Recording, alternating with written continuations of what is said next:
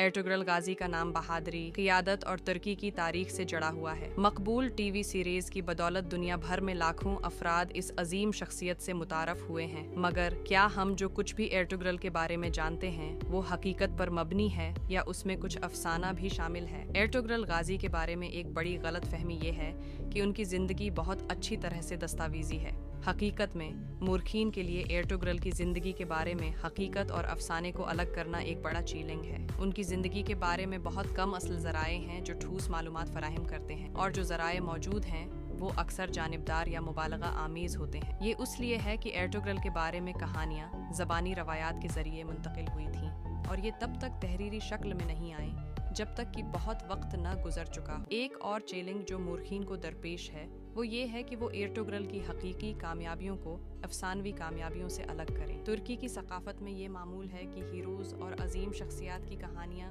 इस कदर बढ़ा चढ़ा कर बयान की जाती हैं कि वो और ज़्यादा मुतासिर कुन लगे। हालांकि ये दिलचस्प कहानियाँ बनाने के लिए अच्छा हो सकता है, मगर हकीकत तलाश करने में ये मददगार साबित नहीं होता। इसके अलावा जो कुछ भी ज़राए हम तक पहुँचे हैं वो लोग लिखते हैं जो मुकम्मल तौर पर गैर जानिबदार हैं नहीं थे। इसलिए आप समझ सकते हैं कि मूर्खीन को अपनी तहकीक में मुश्किलात पेश आती हैं। इन तमाम चैलेंजेस के बावजूद मूर्खीन ने एर्टुगरुल की ज़िंदगी का एक खाका मुरतब करने में कामयाबी हासिल की है।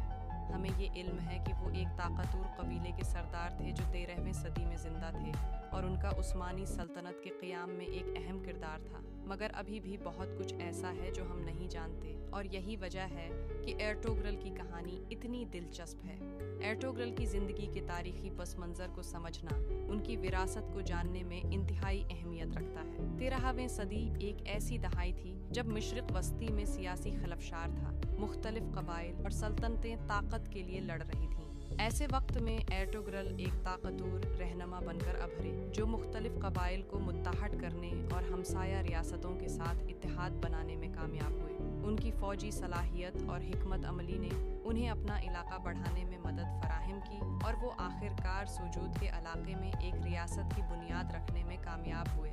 एर्टुगरुल की विरासत को तश्कील देने वाली एक अहम जंग उनकी मशहूर अर्ज़िंजान की जंग थी। ये जंग एर्टुगरुल की ज़िंदगी का एक अहम मोड़ था, क्योंकि इसमें बाज़ंतीनी सल्तनत पर एक अहम फतह हासिल हुई और उनकी फ़ौजी कायदाना सलाहियत का एक वाज़ेह सबूत मिला।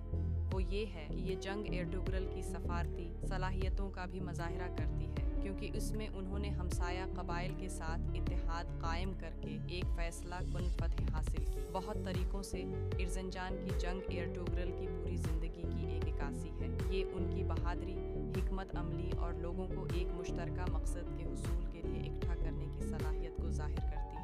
अफसानों और दास्तानों के पीछे एर्टुगरुल एक हकीकत पसंद शख्सियत थे जिनकी अपनी मजबूतियाँ और कमज़ोरियाँ थीं। हमने एर्टुगरुल गाजी के बारे में क्या सीखा? हमने सीखा कि उनकी ज़िंदगी वो इतनी सादा नहीं जितनी टीवी सीरीज़ में दिखाई गई है। एर्टुगरुल एक शानदार रहनुमा थे जिन्होंने तुर्की की तारीख को शक्ल देने में एक अहम किरदार अदा किया। अगर आपके पास इस अजीम शख्सियत के बारे में कोई ख्यालात या राय हो तो नीचे कमेंट्स में ज़रूर शेयर करें, और अगर आप तुर्की की तारीख और सकाफ़त के बारे में मज़ीद जानना चाहते हैं तो मेरे अगले वीडियो में उस्मानी सल्तनत के उरूज पर बात की जाएगी।